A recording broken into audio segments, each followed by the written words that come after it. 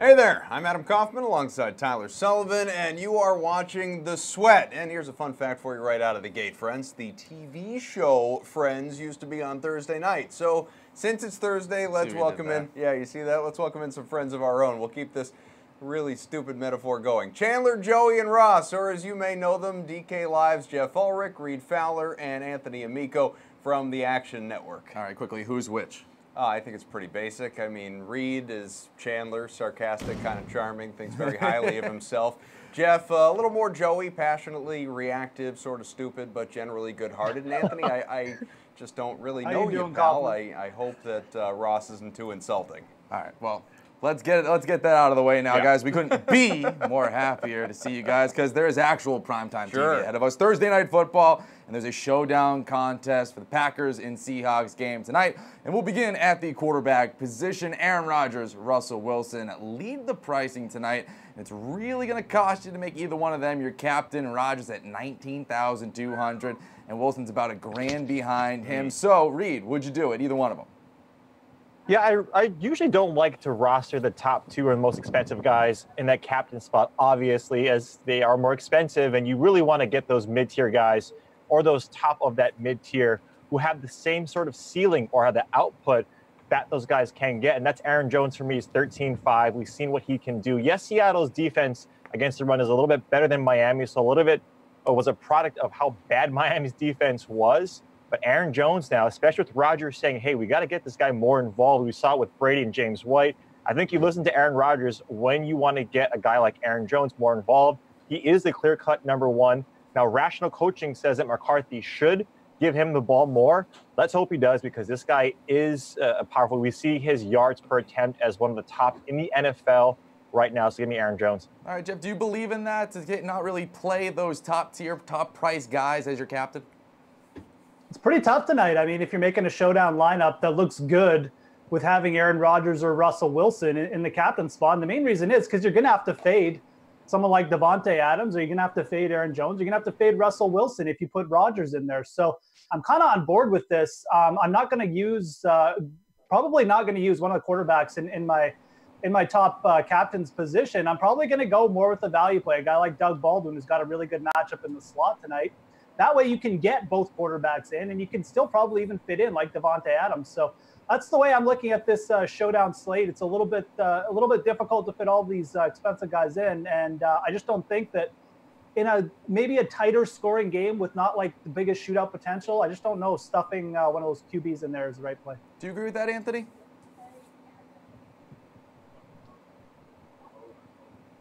He's in suspense. He's in suspense. He doesn't know yet. He's trying to figure that out. It's perfectly fine there. But, you know, Anthony, you get one more here? Do you think either Aaron Rodgers or Russell Wilson were they captain spot?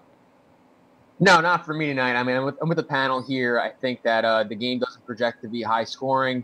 Total opened at 49.5, already down to 49. I think that the sharp bettors definitely think this is going to go under a run-heavy game. Rodgers is in a really tough matchup. I mean, the Seattle pass defense has been one of the best in the league, even without the Legion of Boom. And Russell Wilson has put up, DraftKings points this year. He's gone over 20 in his last 4. But when you look at the upside that some of the top skill guys have, the panel already mentioned Davante Adams and Aaron Jones, I think you want to give preference to those guys in the captain spots. Quarterbacks are definitely in play in the flex, but for me, not in the captain spot tonight. All right, let's move it along. Next highest price guys, Davante Adams, who's already come up here, $11,800. Aaron Jones at $9K, so a little bit behind him. Both of those flex spots. Adams has finished with anywhere between 16 and 39 points literally every single week this year, so the guy has put up points consistently. Jones coming off a 35 spot against the Dolphins. So, Jeff, which Packer would you prefer to roster, pal? First of all, I feel like Reed should be Ross, but anyways, we'll get back to that. I think I'd go with Davante Adams here, and it's not necessarily like the setup is bad for Aaron Jones. I mean, the Seahawks are coming off 2 games where they've allowed 100-yard rushers, but Davante Adams is probably going to be matched up with Trey Flowers. Again, we talked about this last week when Anthony was on too. He's a converted safety. It's a good matchup for Davante Adams, and the Packers are slight underdogs here. And again, you still have Jamal Williams in the mix for carries. And who can say whether he gets like a goal line shot here and just takes away that upside from Aaron Jones? Probably not going to happen to Davante Adams. He's just been hogging the red zone targets. So if I have to choose between these guys, I'm perfectly fine with paying up for Davante Adams this week. Reed, I'll be there for you, pal. Yeah, of course with the puns. But hey, look, if I'm Ross, then Jeff's got to be Gunther in this spot. That's cool. Just because he looks like it doesn't make him Gunther. Right, he's got to be Gunther. Let's be honest here. No, I mean Aaron Jones. Obviously, I spoke to him as my captain in terms of that ceiling. But look at Davante Adams, right? The case to be made for him. He's second in red zone targets to Alvin Kamara at 20 targets inside the 20. He's got 6 touchdowns in the last 5 games. And now you have a team in Seattle that's given up quite a bit. They give up 100 yards to opposing receivers in this wide receiver 1 spot. So again, with a stronger secondary that we've seen in Seattle, they are a little bit banged up. But again, a defense that we've seen perform better than expected.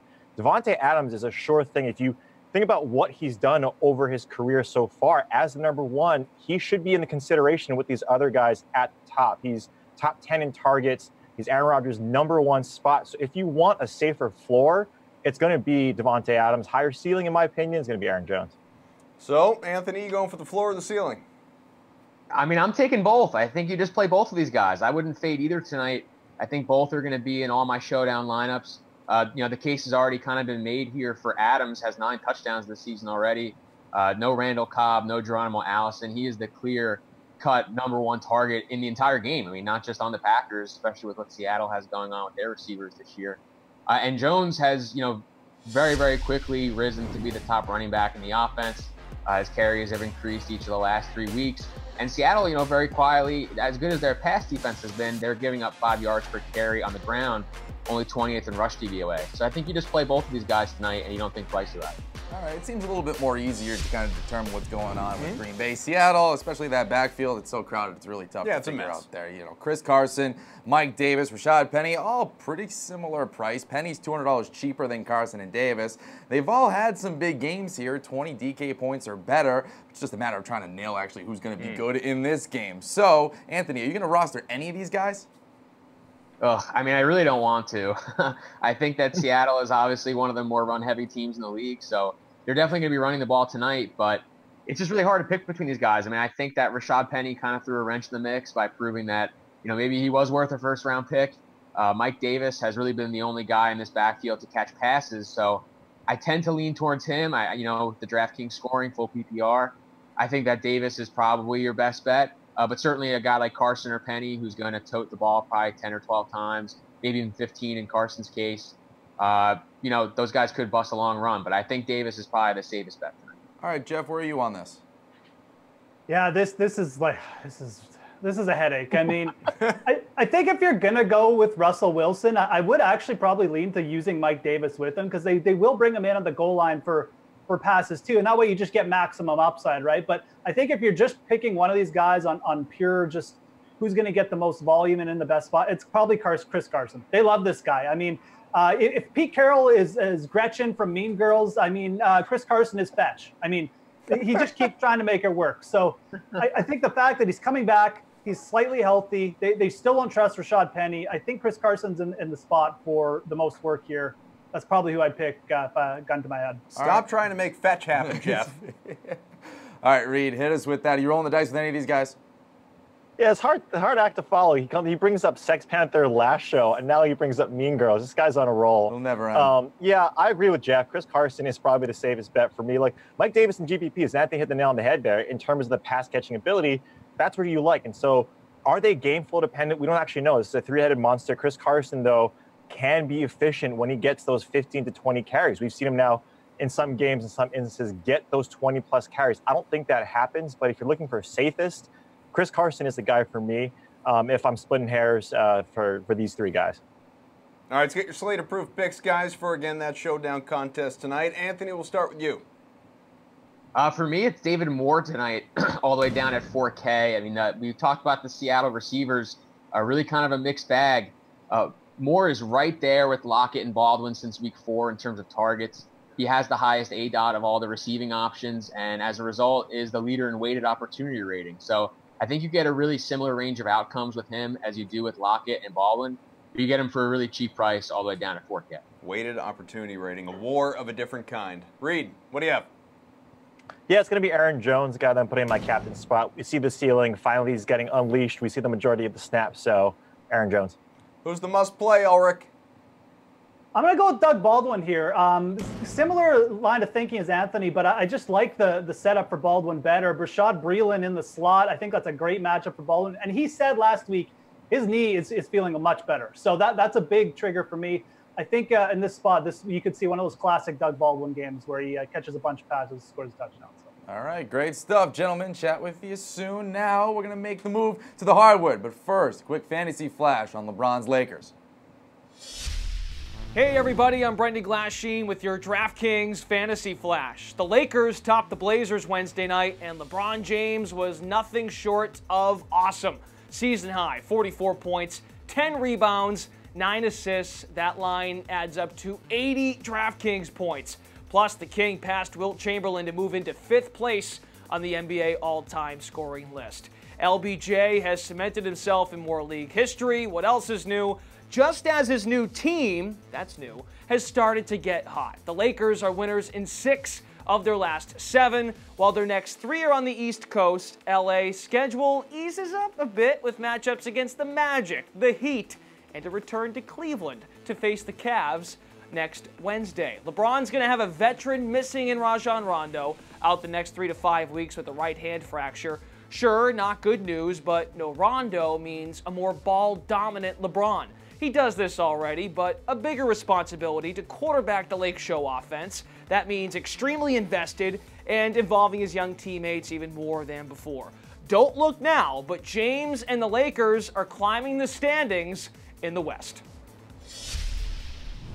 All right, thanks, Brendan. Let's continue the Hoops conversation with Karin Phillips from the New York Daily News and RotoWire's Alex Barutha. Guys, we are going to, in a moment, chase or fade some game spreads so you can tell us if some of these teams are going to cover tonight. We all want to know, obviously. Before that, news. ESPN's Adrian Wojnarowski reports Carmelo Anthony still on the Rockets roster and maybe for at least a little while, but he's done with the team. He's not going to come back. He's not going to play again. Yeah, it's it's kind of amazing. They may not here. Yeah, they may not waive him at least right away. And Karin, this ended really badly, really quickly, huh? Yeah, and it's like really sad and it's really frustrating to see this happen to a guy who's a first ballot Hall of Famer like Carmelo Anthony. Despite what people might have thought that he should have done with his career, like take less money to go to Chicago a couple of years ago.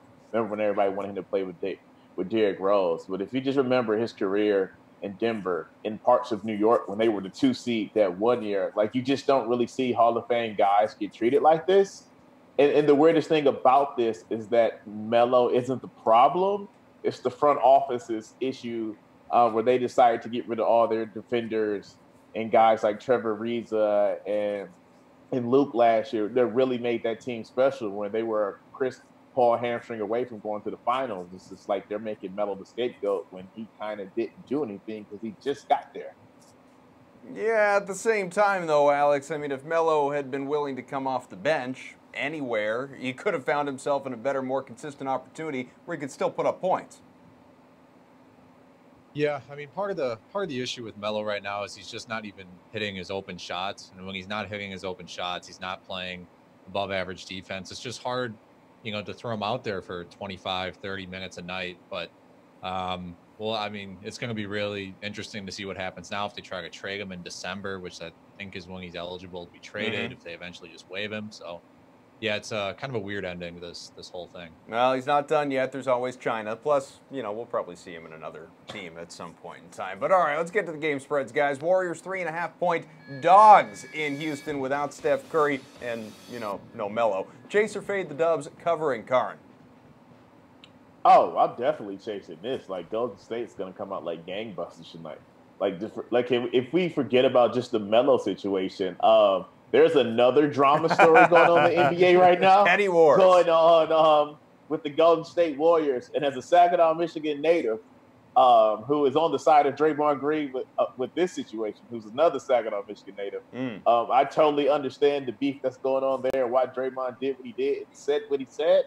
So definitely those guys have a point to prove. Even if they're just playing off pure male ego and arrogance, they're going to light this thing up tonight. So definitely going to win by more than 3 points. Well, it's an alpha dog situation, that's for sure, Alex. I mean, we're going to see KD and Dre even pass each other the ball tonight. I mean, it sounds like they may have made amends by this morning. I can't really speak on whether that's true or not, but I think this will bring some fire to the team. And yeah, I was surprised this line was where it was. I mean, I wouldn't be surprised at all if the Warriors won this outright. I don't think that'd be shocking to anybody. So the Rockets, they've only won one game by 10 or more points this year. They're playing everybody close. So I'm just going to chase this. I got the Warriors. All right, I like it. Alex, the Nuggets now, they've lost 4 in a row after going a 9-1 start here. So chase or fade, them covering a 13-point spread at home opposite of the Hawks. Yeah, I think you have to chase this. I mean, the Hawks just ruled out Taurean Prince, and, you know, he's essentially one of their 2 best players that are available. So, I mean, this feels like a no-chance situation for the Hawks. The Nuggets have played 2 comparable opponents this year, in Phoenix and Cleveland, and beat them by an average of 23.5 points. So I think we can chase this one for the Nuggets. All right, Karan, where are you at on this? I'm fading this. Like, the Hawks are a lot better than people think they are. They were in the game the other night against Golden State late. They played LA really well. And even though Taurean Prince is out, listen, do I think Denver's going to win this game? Yes. But do I think they're going to win it by 13? No. That team, it's just something weird about it. I've seen them live a couple times this year. We know Trae Young can go for 50 one night, then like 8 the other.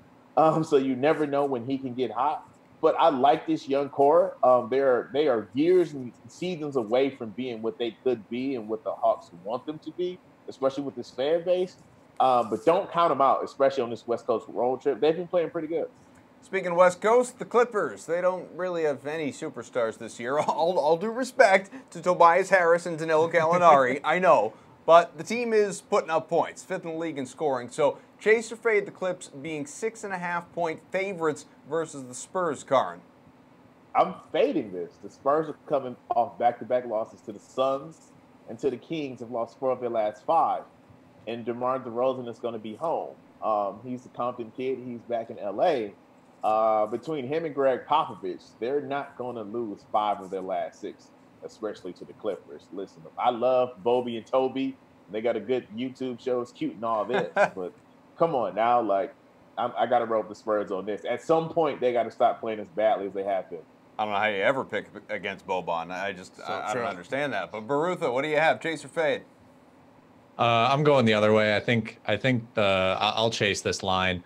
I mean, the Clippers are, I mean, like you said, they don't have, I guess, stars, but they've beaten Oklahoma City. They've been Houston twice. They beat Milwaukee. They beat Golden State. I mean, this is a really good team. They have 5th best offense in the league. This game should be close because San Antonio is the 8th best defense in the league. But ultimately, I think the Clippers have the talent to pull this one out.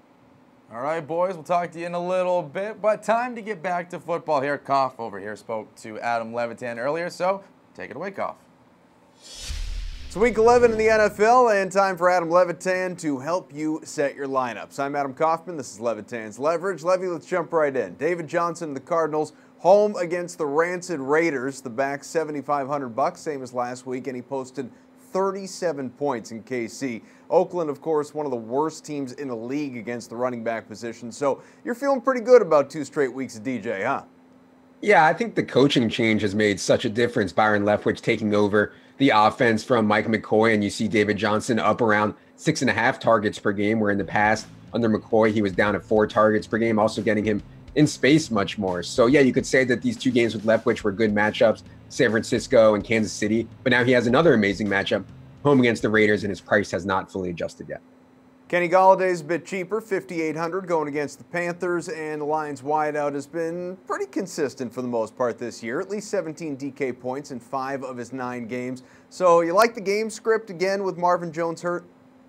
Yeah, I mean, Marvin Jones is very questionable for this game. Kenny Galladay is the no doubt #1 wideout. He'll likely see a lot of James Bradbury, Carolina's kind of physical corner, but that's certainly a matchup that the freakishly talented Kenny Galladay can win. And I mean, yeah, with Golden Tate gone and Marvin Jones banged up and the Lions desperately needing a win at home here. It's just a time to dial up Kenny Galladay for a lot of volume. So as long as he's down below 6K, I'm going to be interested in him weekly. All right, stay with guys playing at home. T.Y. Hilton's got the Titans. He is 6,100, been kind of boom or bust. The Titans secondary also not so good as the overall defense is. That secondary not great. So what makes this matchup attractive for you?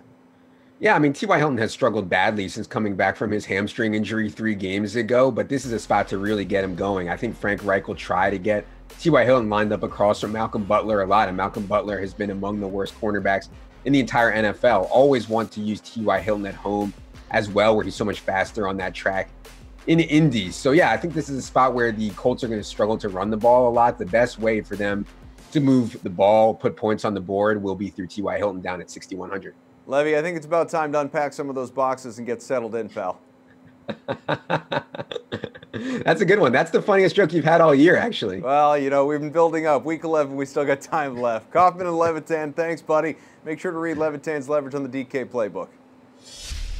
All right, our friends are back. Chandler, Joey Ross, maybe Gunther's thrown in there somewhere. Reed Fowler, Jeff Ulrich, and Anthony Amico. NFL spin move now, guys. Vikings OC John DeFilippo said Dalvin Cook's a full go. He did play well in that first game back last weekend. But the running back, is that a lock for this game against the Browns on Sunday night if he's a full go, Jeff? I mean, Dalvin Cook, it's an interesting spot, I admit. It's probably a good volume spot from the perspective of the Vikings are basically in a must-win game here. And I know the Bears' run defense is really good, and it's from a matchup perspective on paper, it doesn't look good for Dalvin Cook, but a home game, must-win. There's no reason why the Vikings aren't going to give him all he can handle here, and he might pay off just from the pass game too. So I like the Bears. I think they have a great defense. I think they're going to win this game, but I also think Dalvin Cook is in a good spot to pay off here on pure volume. So if the price is right, he's only 5,600 on the big slate. I think he's in play for sure. Do you play into that, Reed? Does volume sometimes outweigh the defense?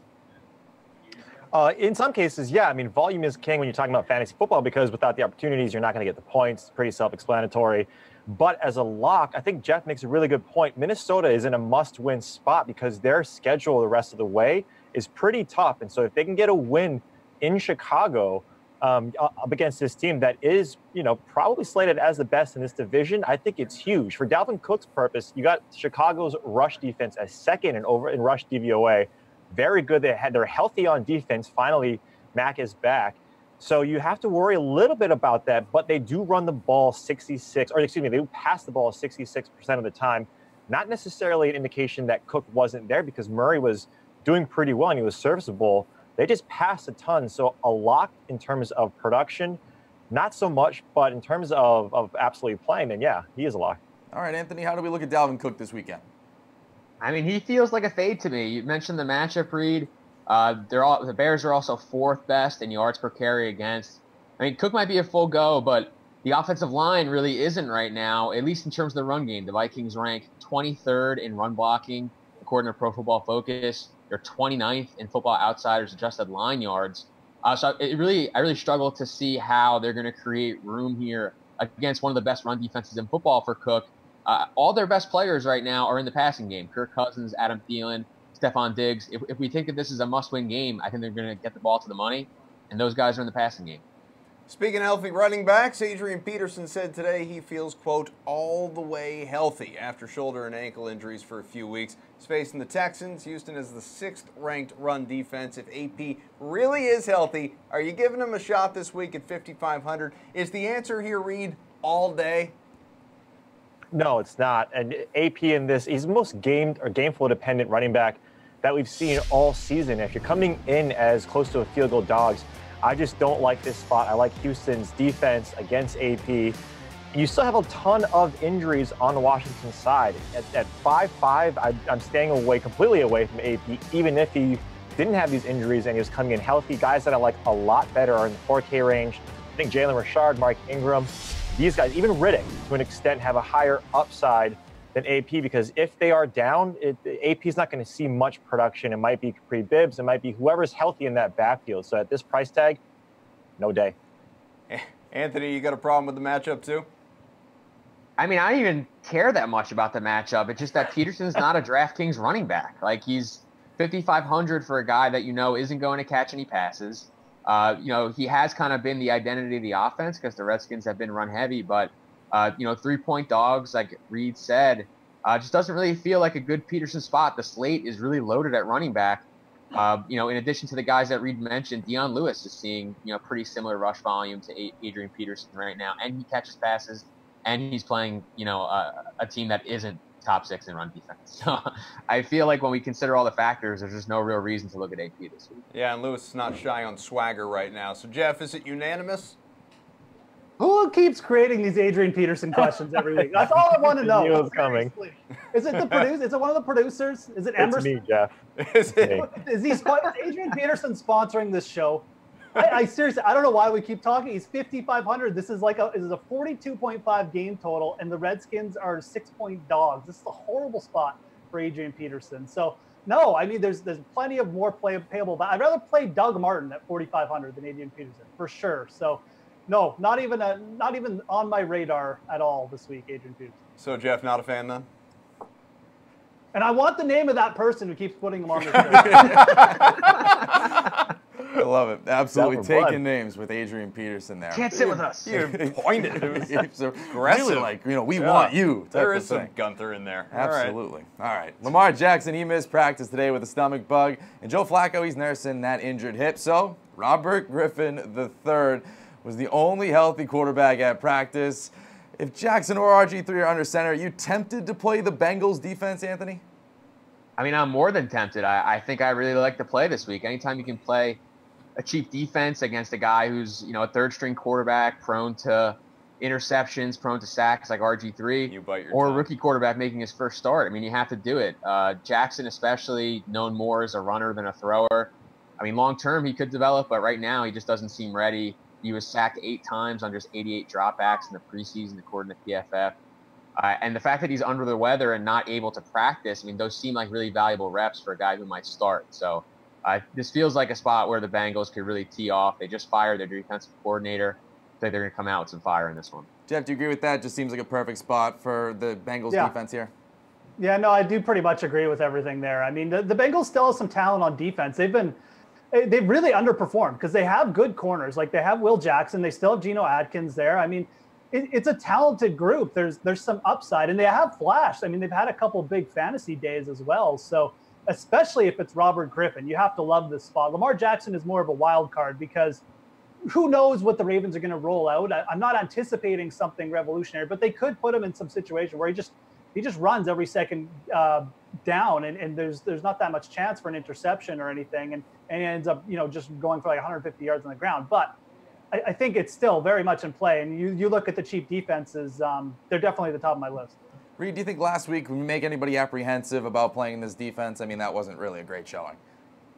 No, I mean, we've seen defenses that are routinely pretty poor. And Tampa Bay is an instance, right, where they could be in good spots before the lock on Sunday, and then obviously it peters out. But I think Cincinnati, and someone that Jeff forgot to mention too, is Jesse Bates. I mean, this guy is one of the best cornerbacks, best DBs that we've seen this season, rating out PFF score last week higher than Derwin James, who might get Defensive Rookie of the Year. And that's pretty good. That's a pretty good class right there. So you do have some luck. Vontaze Burfict has been injured or suspended for a majority of the last 2 or 3 years. So even though you don't have him, this defense, like these guys have mentioned, the defensive line, 12th in defensive line DVOA. I mean, they're able to get to the quarterback. We've seen them do that in the past. We saw it against Baltimore earlier this season. These guys have put up big games in the past.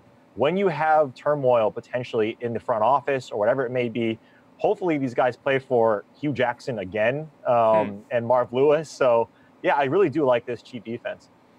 All right, guys, stand by, hang tight, relax a little bit. We'll bring all three of you back because we have a lot more Adrian Peterson talk on the way a little bit later on. We've also got some, we also got some puck talk coming too. First, let's wedge in a little more basketball right here. Carolyn Ezek with your DraftKings Fantasy Flash. The Golden State Warriors will be without their star player Steph Curry again tonight in Houston, as his injury looks to be more serious than originally thought. Curry was only expected to be out a couple of days with a mild groin strain, but will now have to be reevaluated in 10 days. It's a new injury for Curry, and coach Steve Kerr is not taking any chances on losing one of his all-stars. Since going down in last week's loss to the Bucks, Curry hasn't played in either of the Warriors' last 3 games, including a 121-116 loss to the Clippers, which was highlighted by the clash of Kevin Durant and Draymond Green. Green returns tonight from his 1-game suspension that stemmed from the incident, and the team is hoping to put all of that in the past as the two take the court for the first time since their heated argument. Golden State's golden era is on notice right now with all of the recent drama, so this Western Conference Finals rematch will be a must-watch tonight in Houston. All right, time to hit the ice and do a little splurge or save on this 9-game slate. And to do that, we bring in our experts, DK Live's Ben Zwyman and Jake Hari of Awesemo.com. Boys, the name of the game of this segment is whether or not you're going to be paying the big bucks for a player or keeping that salary in your pockets to use in other areas. So, first up, John Tavares, top center tonight at 7,800 against the Sharks. You could go that route or save yourself some money and roster Evgeny Malkin, who is $1,100 cheaper, and Sidney Crosby is out tonight. So, Zwyman, which way are you going? Yeah, I mean, before I get into reasons why you should play John Tavares, let's talk about Malkin really fast. This isn't the NBA. Just because Sidney Crosby is hurt doesn't mean Evgeny Malkin is going to automatically be like the lock of the night. The Lightning are a really tough matchup. He's going to have to deal with Stamkos, Kucherov all night. I'm not buying too much into this Louis Domingue thing. Andrei Vasilevsky is a great goalie, but the Lightning are also a great team. So I don't really see Malkin doing much tonight. John Tavares, on the other hand, he's been hot. 9 points in 6 games, 27 shots on goal in that span. That's nearly 5 per game. It's a better matchup on the road against the Sharks. I'm convinced John Tavares is going to stay hot. I'm totally fine splurging here. Okay, Jake, you feel the same way? You're going to go somewhere in a different route? Yeah, guys, I'm splurging here as well. Tavares and Mitch Marner have been a dynamic duo on the top line with no Austin Matthews. The Sharks have been pretty poor defensively over their last 10 games. They've allowed the 5th most high danger chances per 60 in that span. And Tavares' forte, as we know, is creating high-quality chances. So I've got him as my actually highest-ranked center of the night at just over 5 DK points. Jake, I have to ask, based on the lack of furniture and the echo in the room, did you just move in? I did not, actually. Just haven't figured out the decor just yet. We're going to help you out you with designed that. this over here. No, I'm responsible for all that you see here. Looking at the wingers, and Jake, we're going to start with you here. Taylor Hall is atop the market, 7,600. You could look at Mike Kaufman. He's on a 13-game point streak, 6,400. So does that make more sense? Which way do you lean here, Jake? Yeah, 2 fantastic options again in all formats, cash or tournament. Both these guys have solid 5-on-5 matchups. Hoffman's streak is impressive. He's got 13 straight games with a point. But I love me some Taylor Hall tonight. He's the catalyst for the Devils' top line. And even though in a tough matchup against the Sean Couturier line, he should be able to get it done at both even strength. And, of course, he's a huge part of the Devils' power play. So I'm splurging here again with Taylor Hall. Benji, Hall or Hoffman? No, yeah, I agree with Jake here. You know Taylor Hall's my guy. I'm a Devils guy. But like he mentioned, Couturier is kind of a tough matchup for him. Taylor Hall double shifts a lot. The Flyers have been awful defensively. They're allowing the 28th most goals in the NHL, or bottom 3 in the NHL in goals against. Their penalty kill has been awful. The Devils really need a response on the road here tonight. Taylor Hall's coming off of 4 points the other night against the Penguins. Travis Zajac is centering that top line with Nico Hischier out. Zajac's got 4 goals in the past 5 games. Obviously, with him hot, that's only going to help Taylor Hall. So, again, I'm splurging in this spot. Ben couldn't even get that stat out without laughing at their defense. I like it. Well, big spenders so far. Lack of respect. It's unbelievable. Hey, it's tough. All right, guys. With the defensive pairings now, Morgan Riley will cost you a pretty penny here, so we'll see if you splurge again. 6,800 against the Sharks. Is he the clear-cut option here, or do we see other defensemen that you'd rather roster over him, Zwyman? No, I'm not splurging here. I'm actually paying down. I like Mark Giordano a lot. It's a great matchup for the Flames at home against the Habs, who haven't been great on defense recently. Giordano is great shots plus blocks guy. He's got good Corsi numbers. He's going to be skating on the top power play unit. He's also going to be on the top pairing for the Flames. Morgan Riley has been great, obviously one of the most consistent defensemen in the NHL this season, but 6,800 is a lot for a defenseman, especially in a matchup on the road, even if the Sharks haven't been great defensively. 9-game slate, there are a ton of options. Even if you're not going to pay up for Giordano, there are a ton of guys down in that 4,000, 3,000 range that you can probably find that are a little more appealing than paying up for Morgan Riley. Jake, is this too rich for your blood, too?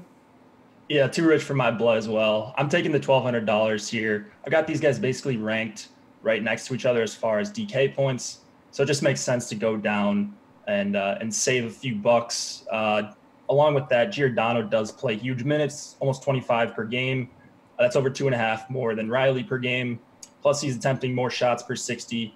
And honestly, I just agree it's a better matchup for Giordano, both at even strength and the power play. The Canadians are taking more penalties and have a worse penalty kill than the Sharks. So give me Giordano here. He's just paying down to save up for a couch. There you go. I like it. Hey, not a bad strategy if you didn't do it. In between the pipes, Devin Dubnyk as the highest priced goalie, $8,400. Roberto Luongo, cheaper option, $7,700, and 4-game winning streak for him. So should we ride the hot hand here, Jake, or save a little bit more? I wasn't riding the hot hand with Hoffman, but I will have his goalie quite a bit tonight. So I like Dubnyk's win equity, one of the highest favorites on the night, or one of the biggest favorites on the night, I should say. But Luongo is going to see more shots. At least I have him projected to see more shots. So the potential's here for a huge performance if he's on his game. Luongo's opponent is also missing integral parts of their attack. Number 1 goalie Sergei Bobrovsky is out, as well as the top line winger Artemi Panarin, both due to illness. So I side with Luongo here. Benny, splurge or save? I mean, we'd go 4 for 4. I like Luongo a lot. I like both goalies. Devin Dubnyk, a little bit pricey. Again, like Jake mentioned, I don't think Dubnyk's going to see a ton of shots at home against the Canucks.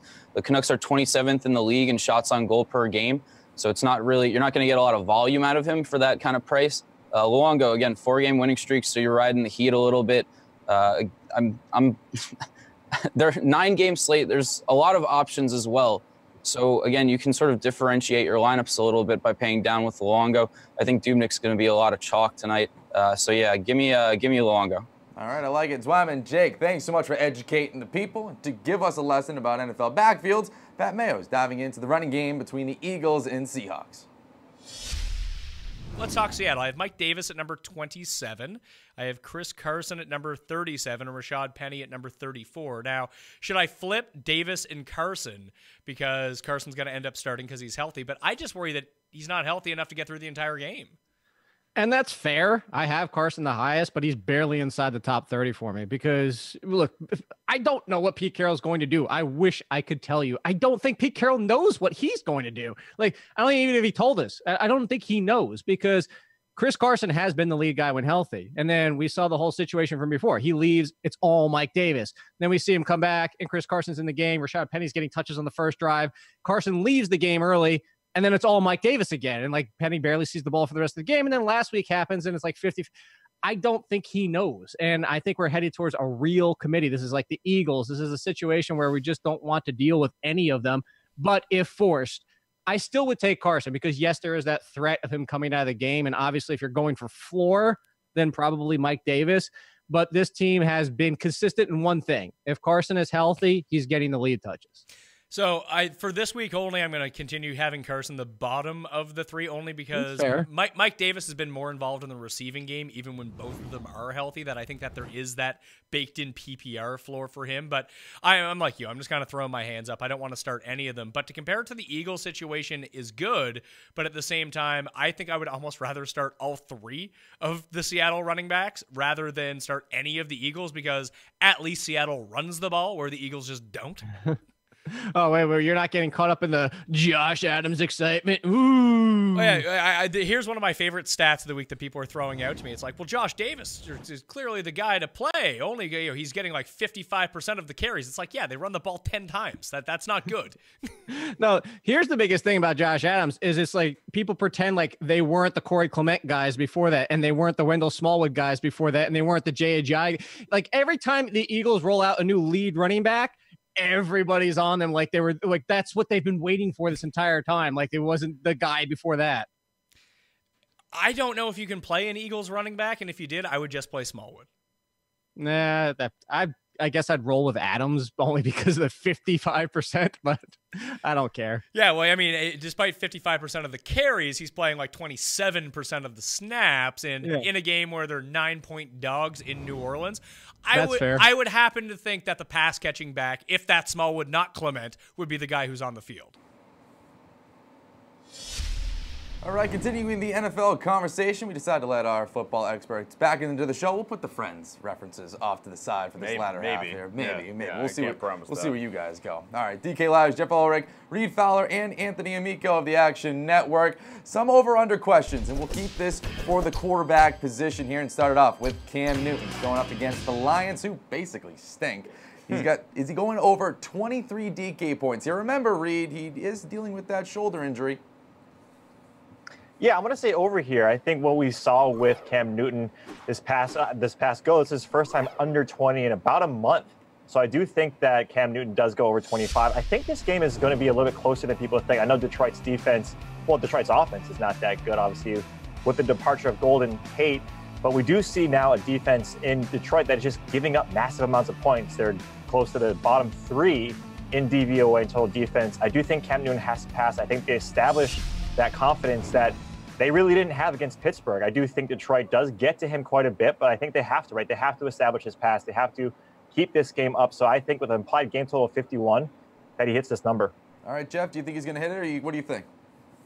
No, I really like Cam Newton this week. It probably will shock people to hear it, too. I mean, the Panthers have the second highest implied team total on this slate. It's a good spot. And if you look at their defense, the Panthers' defense hasn't been good on the road. They're 1-3 on the road as a team, but that's been good for Cam's fantasy upside. He's averaged more points on the road this season. And again, then you have Detroit, who's falling apart a little bit. They've allowed three passing touchdowns in 3 of their last 5 games. So I think Cam Newton's going to get overlooked. I think most people are just going to plug in Carson Wentz, who's also in a good spot, but definitely take the over here with Cam. All right, Anthony, is this clean sweep? Very suspenseful. Are we going over or under, Anthony? Yeah, I mean, it's over for me, too. It's a sweep. Cam's already hit the mark 5 times this season. We just saw the Lions get ripped up by Mitch Trubisky and the Bears. Obviously, Detroit was missing Darius Slay in that game. He is expected to return here, but I'm not even sure that Slay is a factor against a pass game whose top weapons are at running back and tight end. And obviously, Cam Newton's always a threat to run for a touchdown, so I like him over here. All right, don't look now, guys. Marcus Mariota is starting to get hot, at least by Mariota standards. He's coming into Week 11 with back-to-back 20-plus point performances. Anthony, does Mariota go over or under 23 points this time around? Yeah, I'm going to say over. I mean, Mariota played most of the year without being in a grip of football, and I feel like that's probably pretty important for playing quarterback, right? You know, he's healthy now. Typically, yeah. I think we've seen that the results indicate that. The Colts started out the year decently on defense, but they're right back to the bottom now, 27th in pass DVOA. Mariota is especially clicking with former top 5 pick Corey Davis. I think he stays hot here. Reed, like Anthony said, Colts are back to being a bucket of yuck on defense, so over or under 23 points? I'm going to actually say under here. I do like Mariota's spot in terms of a value or GPP play, but if you look at what the Colts are able to do, they hold opposing quarterbacks to 20. I think he does regress to the mean a little bit. I think what we saw was an inflated game, an inflated team in terms of what they did against the Patriots. You do like what they're doing, though, on offense. They are using Dion Lewis as that feature back, and they are targeting Corey Davis, their best players. I think you do see the effects of Delaney Walker not being there. Jonnu Smith is virtually unknown, and really the receiving core isn't really that healthy outside of Corey Davis. And so when you look at that against this team, the Colts, who can stop the run, and against Mariota, who is another factor to run, I do think he gets under this. I think it's close, though. I think he does get around 20, but it's going to be under this 23 mark. Reed, I'm a Patriots fan. I didn't like it at all. Jeff with a G, what do you have? Could you be more wrong about Marcus Mariota, Reed? Here we go. Could you if you tried? No, I mean, I do think this will be pretty close, but I mean, Mariota went 22 points against a similar team, and the Patriots play up-tempo like the Colts do, right? And I think the Colts are a bit worse defense, so, you know, you look at how efficient Mariota is playing, the rushing upside, et cetera, et cetera. I think this is a good spot for him to go over 23. I'm not expecting like a massive game, but I could see 25 points as being more likely than under 23. So I'll take the slight over here. I will say this. I think I just prefer paying up to Andrew Luck if you're targeting this game. He's been so good, but Mariota's definitely in play too.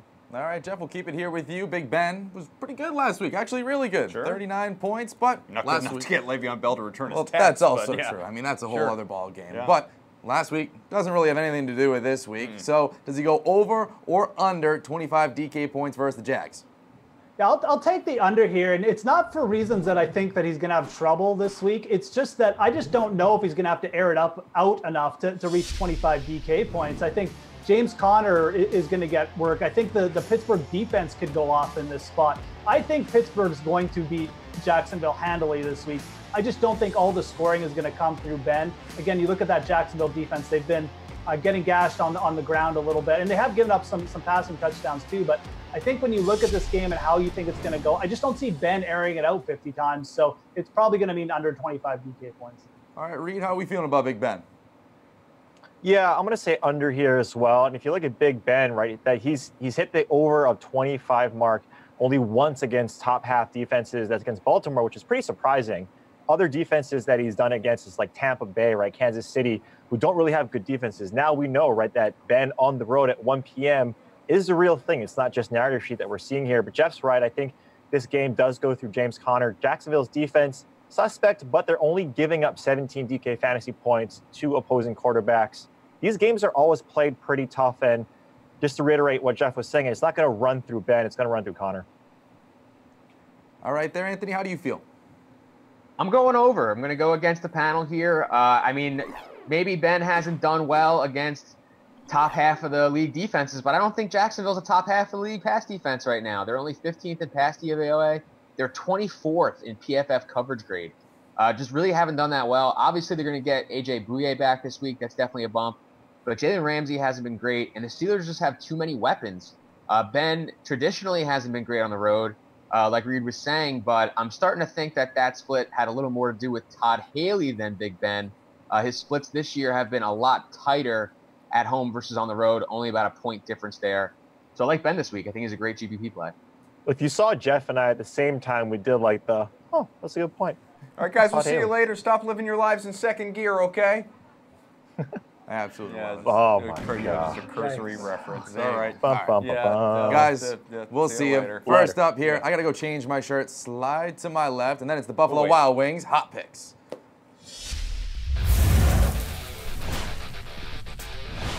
Tyler Sullivan here with your Thursday night Hot Picks for the Week 11 opener, Packers Seahawks, presented by Buffalo Wild Wings. We finally got two good teams on Thursday night in Week 10, and what happened? Blowout. Game got out of control very quickly.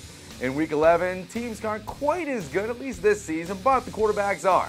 From the Packers' side of the ball, it seems like we're getting a more concentrated attack, so this is where you want to pick your captain.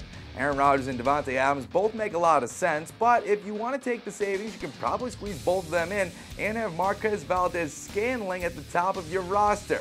It's a perfect spot for MVS to captain your squad since many people are still furious with him from last week, so they're going to go elsewhere. But the rookie did crack 100 yards in 2 of his last 4, still saw 7 targets and hauled in 6 catches, and a very run-happy game script. And there's no Geronimo Allison, and Randall Cobb may not play, or at least won't be 100% if he is. From Seattle, outside of Russell Wilson, it's almost impossible to figure out where the ball is going to go every week. In the backfield, Chris Carson expected back, choosing between him and Mike Davis, and suddenly the resurgent Rashad Penny, it's pure guesswork. And with 2 viable tight ends and 4 receivers who will all contribute every week, it's much of the same in the passing game. David Moore is tied for the team lead in targets inside the 10-yard line. He's cheap and plays over 60% of the offensive snaps. Those are the Thursday night Hot Picks for Packers Seahawks. I'm Tyler Sullivan. All right, we've got some NBA business to attend to now. To help us out, we bring back our friends Karin Phillips of the New York Daily News and Alex Barutha from RotoWire, no puns. Hey guys, let's take a look at some of the latest movements in salary in the association NBA price check. That's what I mean here. And we are not going to start with the reigning MVP and James Harden. Karin, well, why not? Why not? Yeah, all right, well, that's fine. He's at the top, right? $10,700 against the Warriors. How do you feel? Listen, Harden's been averaging 31 in the last 2 games. You get what you pay for. We know he's going to be expensive. This guy's never going to be cheap.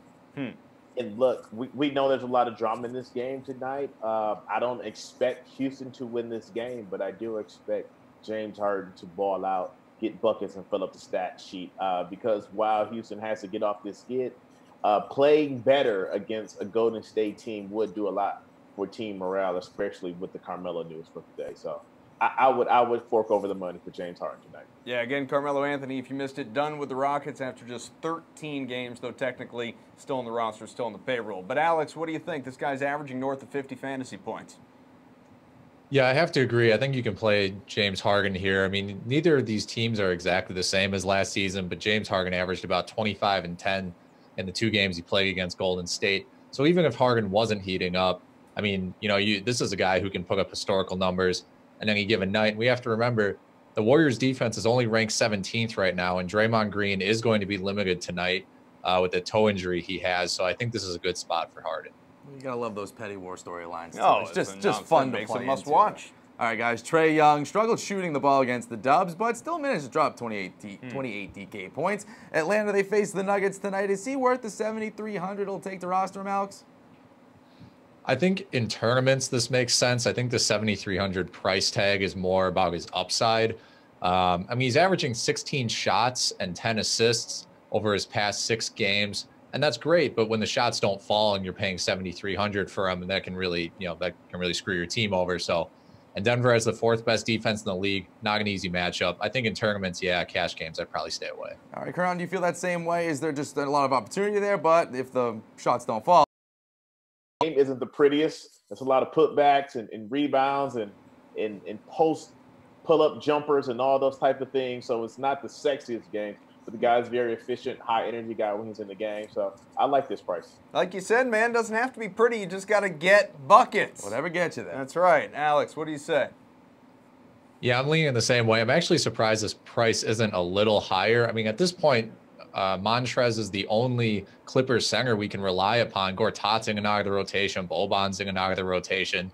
I think 6,200 is fair value, like you said, for a guy who we've seen put up 30 points. Fantasy points, I should say, on a pretty regular basis now. All right. Steph Curry, we talked about the Dubs a little bit earlier. He's not going to be playing. He's still dealing with that injury. Quinn Cook in the starting lineup. So, Alex, is 5,700 a fair price? I think that is a fair price. I mean, he started 3 games since Steph has been out, but his 2 best games were when Draymond Green was not playing. And so with Draymond Green limited, it kind of makes it's not exactly an amazing play, not as good as I'd hope it would be. I think you can get away with pivoting away from Quinn Cook. I assume a lot of people will be playing him, and 5,700 it's a fair price, but I'm not sure you're going to get a ton of value out of it. All right, Karan, do you think this is going to be a chalk play? Listen, I love Quinn Cook. This is too low. The guy's been averaging 17 and 4 in his last 3 games starting for Steph Curry. Now, that second game in the middle, it was a little low, but the first and third, he played really well. Look, Draymond, we don't know how much he'll play tonight, but the Warriors love love Quinn Cook because they know when Steph Curry's out, Quinn Cook does produce. And, at the end of last season, he was really huge for them down the stretch, and especially in big games. This is going to be a big game for them tonight, not just because it's Houston, but because all the drama we've been talking about for the last, 48, 72 hours. So Quinn Cook is a guy I'm never worried about, especially on this stage. So, yeah, I would bump up the price a little bit on him. All right, guys, it is time to give me your slate-approved picks, all right? Your lock of the night. Karan, give us yours. Oh, it's got to be Kevin Durant. Like, if he doesn't score anything under, 1,000 DK points, then, this is all for nothing. Alex, I'm tempted to ask you, chase or fade 1,000 DK points for Kevin Durant tonight? Unfortunately, I'll have to fade that. Yeah, I have to hard fade that. Who's your slate-approved pick? Pretty hard fade. I even fade that. That's no disrespect, but on a slate-approved, I'd go Montrezl Harrell. I like him for the price, 6,200. We know he has upside of 40 DraftKings points. And that's hard to find, at 6,200. That opens up a lot of other value in your lineup. So I'll go with Montrezl. All right, perfect, guys. Thanks for jumping on. We're going to leave you here. We are going to go from the hardwood to the hardware in Major League Baseball because we're talking MVP awards. They were just in the last few minutes announced in the big leagues, and to react to all of it, we bring in DK Live's Greg Ehrenberg. Pardon me. I'm getting choked up in part because I know how much this guy loves to talk Red Sox with me, and so we're going to begin with these finished both chalk. It was chalk. Mookie Betts, American League Most Valuable Player. Greg, any surprise at all? No, not really. Another congratulations to Kaufman, his Red Sox. Another victory for them. If you look at Mookie Betts, he led all of baseball with 10.4 wins above replacement, and it's really a career year from across the board. 32 homers, 30 stolen bases, 438 on base percentage, 185 WRC plus. like, you can't make any argument against Mookie Betts. Mike Trout was great this year, except Mookie Betts was probably a little bit better.